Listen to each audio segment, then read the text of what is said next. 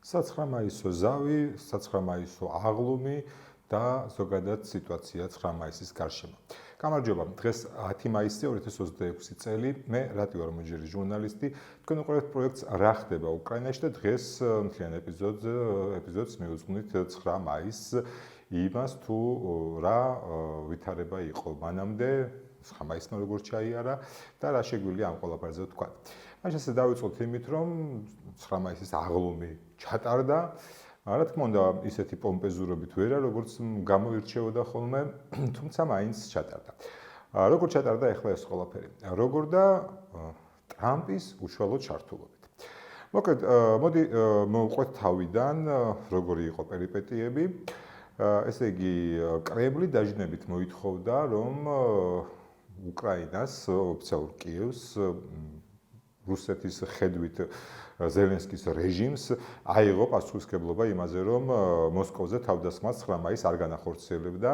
მუქარებიც დაიწყო, თუ კი რაიმე იქნება, ჩვენ გავანადგურებთო კიევსო, გადაწყვეტილებების მიღებ ცენტრებს დავარტყამთო. მეტიც ზახაროვამ მოუწოდა დასავლეთის დიპლომატიურ სამსახურებს სრული და დაუყოვნებლივი ევაკუაციისკენ კიევიდან წინააღმდეგ შემთხვევაში პასუხისმგებლობას იხსნიდნენ შედეგებზე. თუმცა როგორც იქნა, დასავლეთი რუსეთის მუქარაზე აღარ რეაგირებს. მიხვდა ყველა, რომ ეს ცარიელი სიტყვებია, შანტაჟია და მეტი არაფერი და შედეგად მოუწია ტრამპს ჩართვა. მანამდე კრემლმა გამოაცხადა ცალმხრივი ზავი. რას გულისხმობდა ცალმხრივი ზავი? ესე იგი, ყოველგვარი მოლაპარაკებების გარეშე უკრაინასთან 8-9 მაისს გამოაცხადა ცეცხლის გაუხსნელობის შესახებ კრემლმა და თქვა, რომ თუ კი ეს ჩემი მიერ დაწესებული ზავი არ შესრულდება, ჩვენ მერე ძალიან სასტიკად მოვიქცევით. ამაზე ზელენსკიმ კიევმა უპასუხა, რომ კარგი, თუ ზავია, ზავი იყოსო და 6 მაისიდან ავამოქმედოთო, 6-7-8-9 იყოს ზავიო, ესეც ცალმხრივი იყო, არანაირი მოლაპარაკებები მოსკოვთან, ცალმხრივად უკრაინამ გამოაცხადა ეს ზავი, რა თქმა უნდა, ორივე ცალმხრივი ზავი დაირღვა, როგორც რუსეთის მხრიდან მოხდა უკრაინის საჰაერო სივრცის დარღვევა და დაბმობა, ასევე უკრაინელებმა უპასუხეს ამ ყველაფრით. და მოკლედ ის იყო უკვე პრაქტიკულად ჩიხში შედიოდა სიტუაცია, როდესაც ტრამპმა გამოაცხადა, რომ მოკლედო, ჩემი ჩართულობით სამდღიანი ზავი იქნება 8-9 მაისი, ყველაფერი კარგად იქნება, მხარეები ერთმანეთს არ დაბომბავენ. და ეს ზავი მართლაც შედგა. 9 მაისმა მართლაც ჩაიარა ყოველგვარი დარტყმების გარეშე, უკრაინაზეც არ განხორციელებულა, სხვათა შორის საჰაერო თავდასხმა 8 მაისს დაფიქსირდა, უფრო სწორად რო ვთქვათ, თუმცა აქ საათებს აქვს მნიშვნელობა, ანუ სანამ 8 მაისი დადგებოდა, მანამდე ისროლეს რუსებმა ეს შესაბამისი რაკეტები და მოკლედ შემდეგ 8 მაისს გამთენისას მოუწია უკრაინის აეროსაწინააღმდეგო სისტემას მუშაობა. თუმცა ეს ზავის დარღვევად მოკლედ არ ჩაითვალა. ამ ხნის განმავლობაში სიჩუმის რეჟიმი შენარჩუნდა, აქ ძირითადად საუბარი იყო იმ ძლიერ და მასირებულ საჰაერო თავდასხმებზე, თუმცა ფრონტზე ძალიან უმნიშვნელო პატარ-პატარა შეტაკებები დაფიქსირდა. ანუ, კარგად თუ დავფიქრდეთ, რა გამოვიდა? რა გამოვიდა და პუტინმა, რომელმაც 4 წლის წინ, მე-5 წელი მიდის უკვე, უკრაინაში ომი დაიწყო, იმიტომ რომ დასავლურ და ამერიკულ იმპერიალიზმს ეწინააღმდეგებოდა, ახლა წავიდა და ტრამპს თხოვა, ამერიკას თხოვა, რომ მოდიო გვიშუამდგომლეო, რომ ზელენსკიმ მოგცეს საშუალება 9 მაისის აღლუმი ჩავატაროთ. ესეთ მდგომარეობაში მიიყვანა პუტინმა რუსეთი, რომ მას უწევს ტრამპის შუამავლობა იმისთვის, რომ მათთვის ყველაზე დიდი და დიადი 9 მაისი ჩაატარონ.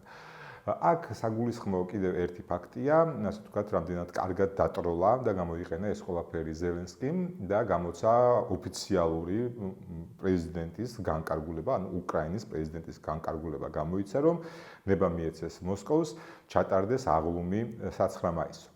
ესეც, ასე ვთქვათ, დაცინვა და დატროლვა ტრამპს და სხვათა პუტინს და სხვათა შორის იმდენად კარგი დატროლვა გამოვიდა, რომ ქართველი ძალიან ღია და გაცხადებული მერუსთმეებიც კი ამბობდნენ, რომ აი რა კარგად და მაგრად დატროლაო, ესეც აღსანიშნავია.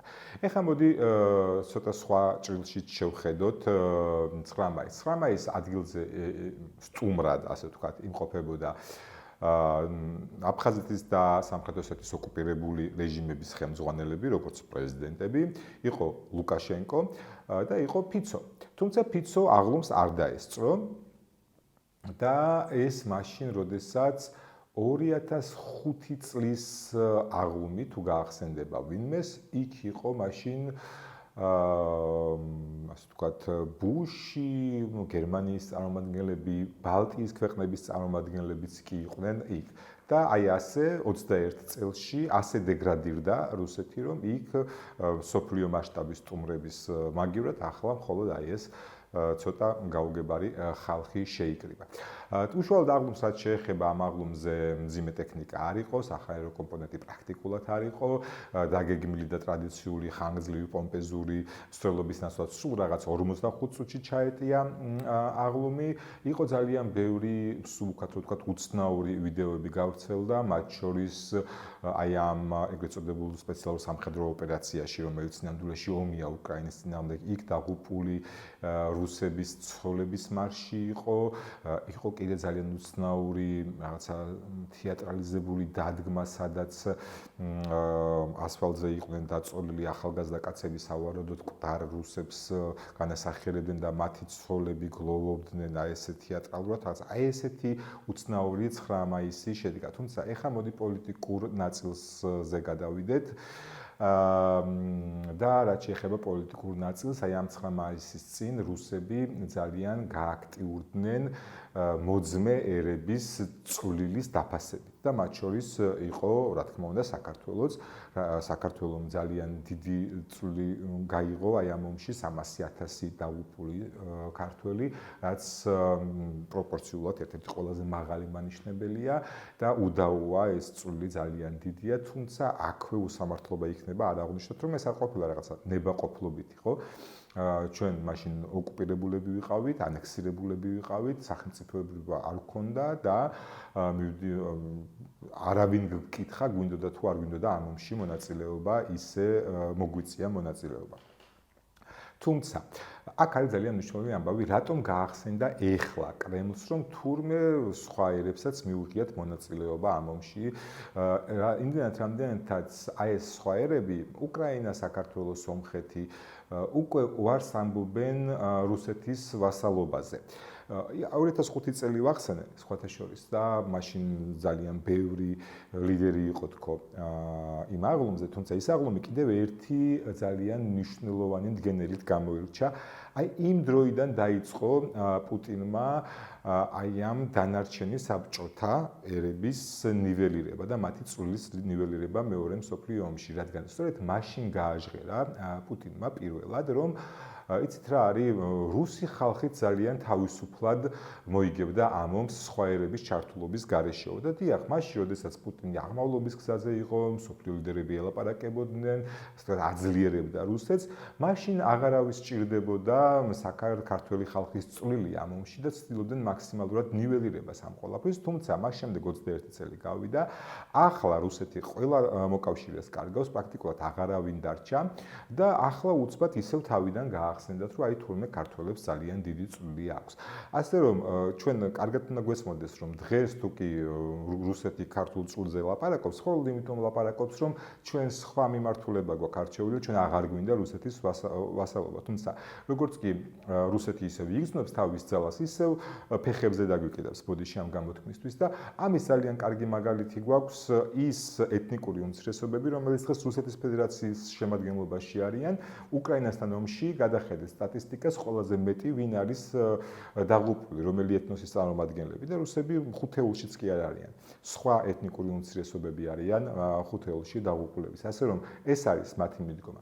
გარდა ამისა, კიდევ ერთ რამეზე მინდა გავამახვილო ყურადღება და ეს არის უშუალოდ აი პუტინის პოლიტიკური განცხადებები 9 მაისის საღამოს და ბევრი აბსურდული და ურთიერთგამომრიცხავი რამე ილაპარაკა, თუმცა ორ ფაქტორზე მინდა გავამახვილო ყურადღება. ერთი არის განცხადება ფინეთზე და მეორე სომხეთზე. რატომ არის ახლა ეს მნიშვნელოვანი? ერთი იყო ნატოს კონტექსტში, მეორე იყო ევროკავშირის კონტექსტში. მე ძალიან ბევრჯერ ამ ფორმატში, სხვა ფორმატებშიც მithქვამს, რომ ნატოს გაფართოება პუტინისთვის უბრალოდ არის საბაბი, რის გამოც მან შეიძლება ესა თუ ის კამპანია დაიწყოს. სინამდვილეში მისი მიზანი არის საბჭოთა კავშირის აი ამ იმპერიის აღდგენა. და ის რომ ეს ასია, აი ახლა ვეცდები პუტინის ორი განცხადებით თვითონ პრაქტიკულად აღიარა ეს ყველაფერი. პირველი ეხებოდა ფინეთს და მან აღნიშნა, რომ აი ფინეთი რატო გაწევრიანდაო ნატოში, რაო ტერიტორიული დავები გქონდაო თუ რაო, არაფერი არ გქონდაო, მაგრამ მაინც გაწევრიანდაო. და ნახეთ, ფინეთი გაწევრიანდა მართლაც ნატოში, გაწევრიანდა მას შემდეგ, რაც უკრაინა რუსეთი აბსოლუტური მიზეზების და ყველაფრის გარეშე შეიჭრა რუსეთში, უკრაინაში და თავდაცვის ინსტინქტი იყო ფინეთის მხრიდან რომ გაწევრიანდა ნატოში. ეს შემოატრიალა პუტინმა როგორ? ჯერ ერთი რომ ვერაფერი ვერ ქნა ნატოს ბაზა, ანუ კიევში რომ იდგეს ნატოს ბაზა, გაცილებით შორს იქნება რუსეთის საზღვრიდან, ვიდრე ფინეთში რომ დადგეს, ხო? პეტერბურგამდე რაღაცა 100 კილომეტრიც არ არის, თუ სწორად მახსოვს. აი ამ საზღვრიდან. ასე რომ თუ კი საფრთხე არის ნატოს ბაზა, მაშინ ფინეთში განთავსებული ნატოს ბაზა რატო არ არის საფრთხე, ხო? შესაბამისად, ეს ნატოს გაფართოება არსებობენ, ესე იგი, ესეთი რუსეთუმეები, ვინც ფიქრობენ, რომ დიახ, რუსეთს ეს უნდა გაეკეთებინათ, რომ ნატო ფართოვდებოდა და მის საზღვრთან ახლოს მოდიოდა და არსებობენ ადამიანები, ვინც ფიქრობენ, რომ იცით რა არის, ახლა აი რეალური პოლიტიკიდან გამომდინარე შეხვდა და კარგი კი არ არის, რომ ასე ხდება, მაგრამ აი რა ექნა ამ რუსეთს, ახლა ნატო ფართოვდებოდა, მის საზღვრთან ახლოს მოდიოდა და უნდა გადაედგა ნაბიჯი და მე მუდმივად ვამტკიცებდი რომ ნატო ეს უბრალოდ არის საბაბი და თუ არ იქნება ნატო ნებისმიერი სხვა ნაბიჯი რომელსაც ესა თუ ის ერი გადადგამს საკუთარი სუვერენიტეტის გასამტკიცებლად, საკუთარი კეთილდღეობის გასამტკიცებლად, ხო? ეს მიუღებელი იქნება რუსეთისთვის და ის აუცილებლად გადადგამს ნაბიჯებს. და კაი, დავუშვათ უკრაინაში ჯერ ერთი 2022 წელს, როდესაც რუსეთი უკრაინაში შეიჭრა, ნატოზე საერთოდ არ იყო საუბარი, არანაირი საუბარი არ იყო უკრაინასთან მიმართებაში, მაგრამ დავუშვათ თუ სადღაცა კულისებში რაღაცა იყო. აი ახლა გადავერთოთ სომხეთზე. და როდესაც ფინეთზე ისაუბრა, მე გადაერთო და სომხეთზე ილაპარაკა და თქვა, რომ აი ახლა რაღაცა სომხეთსო ვაკვირდებიო და ევროკავშირისკენ აიღო გეზიო და ეს რაღაცა მე არ მომწონს. ანუ ევროკავშირი არ არის ნატო, ხო? ევროკავშირი არ არის სამხედრო ალიანსი, სამხედრო ძალა. ეს არის უბრალოდ სივრცე, სადაც ერები კეთილდღეობაში ცხოვრობენ. და თუ კი სომხეთმა მოინდომა კეთილდღეობაში ცხოვრება, ესეც არ მოწონს პატივცემულ პუტინს. მოდით ახლა შევხედოთ კიდევ ერთ პატარა რაკურსს, როდის დაიწყო სომხეთმა აი ეს გზა. ჯერ ერთი უნდა ითქვას, რომ ევროკავშირს სომხეთს ევროკავშირამდე ძალიან შორი გზა აქვს გასავლელი. ძალიან ბევრი სახელმწიფო ინსტიტუტი არის ძალიან დასახვეწი. მიუხედავად იმისა, რომ ახლა რაღაცა სწრაფი ტემპით ხდება დაახლოება, თვითონ საზოგადოებაც გარდასაქმნელია, მაგრამ როდის დაიწყო სომხეთმა ამ გზით სვლა? მას შემდეგ, რაც რუსეთმა სომხეთს უღალატა. დიახ, რუსეთმა სომხეთს უღალატა. გავიხსენოთ, სომეხმა ხალხმა აირჩია ფაშინიანი. რატო? ფაშინიანის არც პოლიტიკური დაპირებები, არც არჩევნო აგიტაცია, არც ეს პრერევოლუციური პერიოდი არ ქონია დაფუძნებული საგარეო პოლიტიკაზე. არ ქონია აწყობილი იმაზე, რომ აი მე რაღაცა ევროკავშირში გავწერიანდები, ნატოში გავწერიან. არა. ფაშინიანის საგარეო პოლიტიკაც იყო და დღემდე რჩება ეს ბალანსი. დასავლეთსა და რუსეთს შორის. ანუ ის რუსეთის გავლენები საგარეო ვექტორზე, რაც სომხეთს მანამდე ჰქონდა, ფაშინიანისთვის მისაღები იყო. ფაშინიანი ერთ-ერთი ამბობდა, რომ არა კორუფციას, არა კორუფციულ სისტემას და სომხეთის შიგნით მართვის მოდელზე ჰქონდა საუბარი, რომ სომხეთის შიგნიდან გამხდარიყო არაკორუმპირებული, წარმატებული ქვეყანა. სომეხმა ხალხმა აირჩია ფაშინიანი, ამაზე გამწარდა რუსეთი და ფაშინიანს უბრალოდ აღარ დაეხმარა და მარტო შეატოვა აზერბაიჯანს და თურქეთს მაშინ, როდესაც ყარაბაღში ომი დაიწყო. დიახ, რუსეთს ჰქონდა ვალდებულება, როგორც სამეკავშირეო, ასევე ოდეკბ-ს ფარგლებში, რომ სომხეთს დახმარებოდა, თუმცა არ დაეხმარა, მარტო მიატოვა ომში. და მხოლოდ ამის შემდეგ დაიწყო ფაშინიანმა უფრო აქტიური ნაბიჯების გადადგმა ევროკავშირის მიმართულებით. ყურადღებით, ევროკავშირის მიმართულებით და არა ნატოს მიმართულებით და კიდევ ერთხელ ევროკავშირი არ არის სამხედრო ორგანიზაცია. უბრალოდ ფაშინიანს სურს კეთილდღეობა სომეხი ხალხისთვის. და თურმე არა, თურმე ესეც არ შეიძლება. რუსული ბაზები სომხეთში დატოვებული აქვს. რაც შეეხება ყარაბაღთან მიმდებარე საზღვარს, იქ ევროკავშირის სამონიტორინგო ჯგუფები არიან. რუსეთმა კიდევ ერთხელ უღალატა დატოვა მარტო ომში, მაგრამ ბაზები არ გააგდო სომხეთიდან ფაშინიანმა. ანუ მიუხედავად ამ ღალატისა, ფაშინიანის საგარეო ორბიტა მაინც რჩება ესეთი ბალანსის პოლიტიკის ძებნაში, რომ კი ევროკავშირი გვინდა, თუმცა მაინც მოდი ვეცადოთ რუსეთი არ გავაღიზიანოთ. მაგრამ ამის მიუხედავად რუსეთი ღიზიანდება და მიუხედავად იმისა, რომ სომხეთში არანაირ ნატოზე არ არის საუბარი, არც ევროკავშირი არ მოწონს თურმე. ახლა მე თქვენ გეკითხებით, ვინც ძახით, რომ ნატოს გაფართოება იყო მთავარი პრობლემა უკრაინაში და საქართველოშიო. სომხეთზე რა ხდება? რატომ არ სურს პუტინს, რომ სომხეთი თუნდაც ევროკავშირის მიმართულებით განვითარდეს? რა არის აქ პრობლემა?